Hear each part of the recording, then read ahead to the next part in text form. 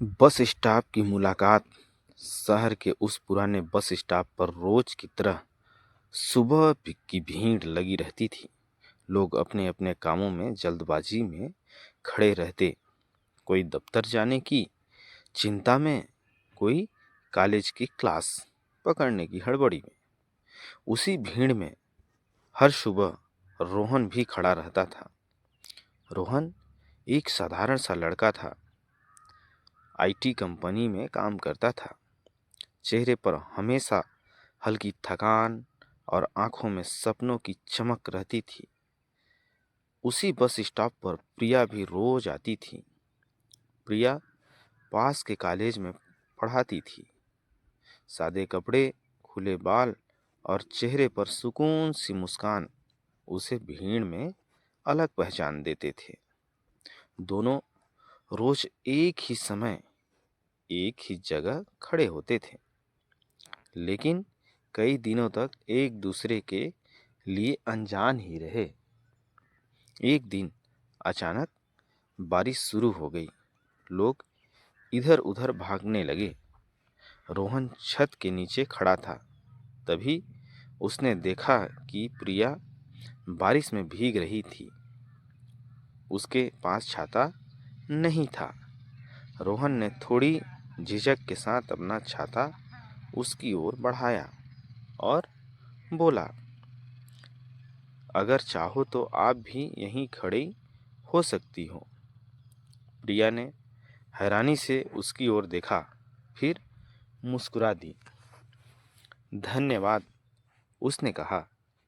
यही पहला शब्द था जिसने दोनों के बीच दूरी कम कर दी। उस दिन बस देर से आई। बारिश, इंतजार और कुछ अधूरी सी बातें, सब कुछ खास बन गया। रोहन को लगा जैसे पहली बार किसी से बात करके दिल हल्का हुआ हो। प्रिया भी उसे एक सुलझा हुआ अच्छा इंसान लगी। अगले दिन दोनों फिर उसी समय बस स्टॉप पर मिले। इस बार बातचीत अपने आप शुरू हो गई। रोहन ने अपने काम के बारे में बताया। प्रिया ने कॉलेज और बच्चों के किस्से सुनाए।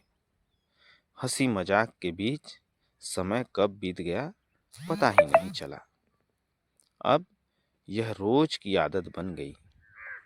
बस स्टॉप सिर्फ बस का इंतजार करने की जगह नहीं रहा, बल्कि दोनों के लिए खास मुलाकात का कोना बन गया।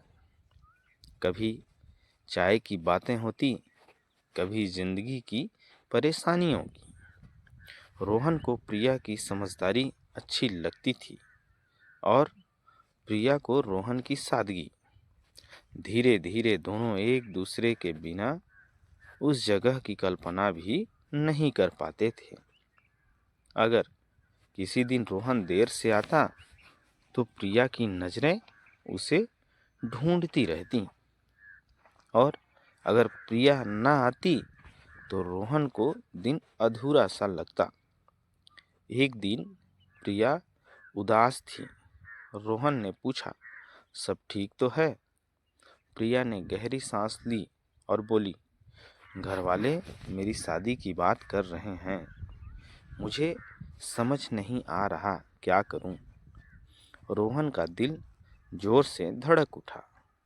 उसे पहली बार एहसास हुआ कि वह प्रिया को सिर्फ एक दोस्त से ज़्यादा चाहने लगा है।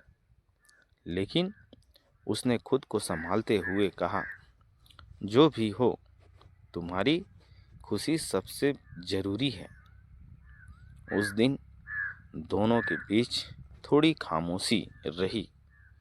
बस आई दोनों जैसे बैठे, लेकिन बातें कम थीं। रोहन के मन में डर था, अगर प्रिया उसकी जिंदगी से चली गई तो।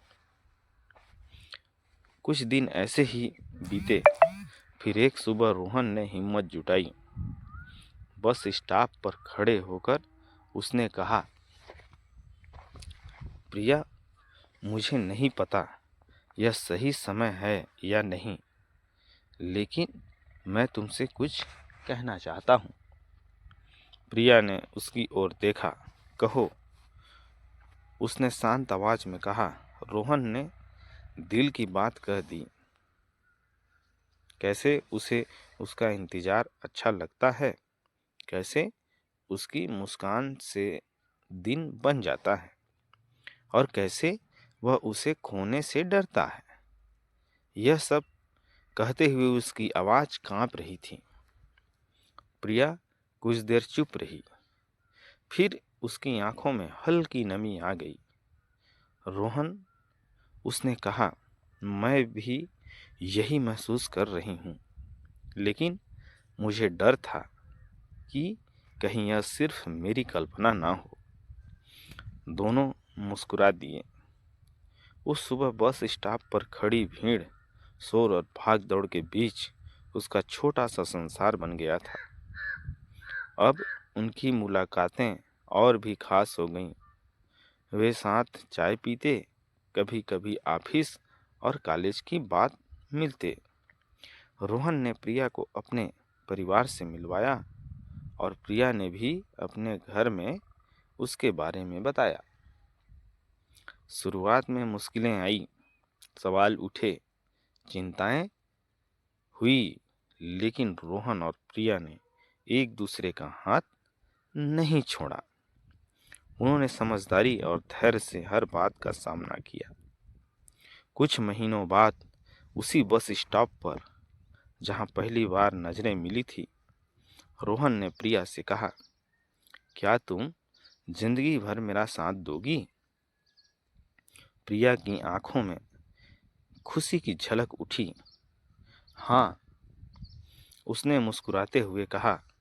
आज भी वे दोनों कभी कभी उसी बस स्टॉप पर जाते हैं। अब वहां खड़े होकर बस का इंतजार नहीं करते, बल्कि अपनी यादों को जीते हैं।